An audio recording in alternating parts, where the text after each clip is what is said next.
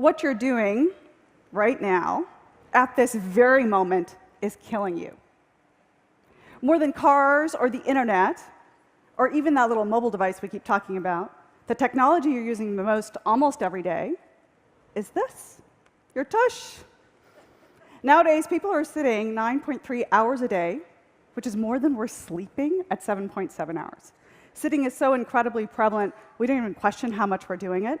And because everyone else is doing it, it doesn't even occur to us that it's not okay. In that way, sitting has become the smoking of our generation. And of course, there's health consequences to this, scary ones, besides the waste. Things like breast cancer and colon cancer are directly tied to our lack of physical inactivity. 10%, in fact, on both of those. 6% for heart disease, 7% for type 2 diabetes, which is what my father died of. Now, any of those stats should convince each of us to get off our duff more, but if you're anything like me, it won't. What did get me moving was a social interaction. Someone invited me to a meeting, but couldn't manage to fit me into a regular sort of conference room meeting and said, I have to walk my dogs tomorrow. Could you come then? Seemed kind of odd to do.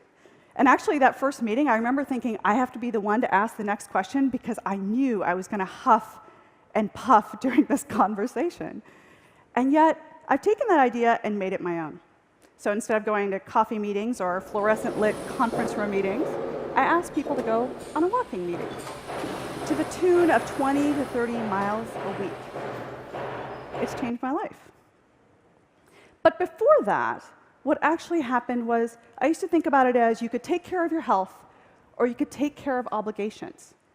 And one always came at the cost of the other. So now, several hundred of these walking meetings later, I've learned a few things. First, there's this amazing thing about actually getting out of the box that leads to out-of-the-box thinking.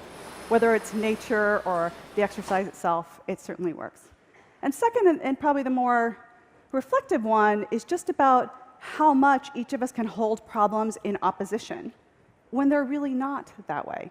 And if we're going to solve problems and look at the world really differently, whether it's in governance or business or environmental issues, job creation, maybe we can think about how to reframe those problems as having both things be true.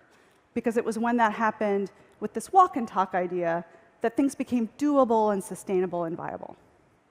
So I started this talk talking about the tush, so I'll end with the bottom line, which is walk and talk. Walk the talk.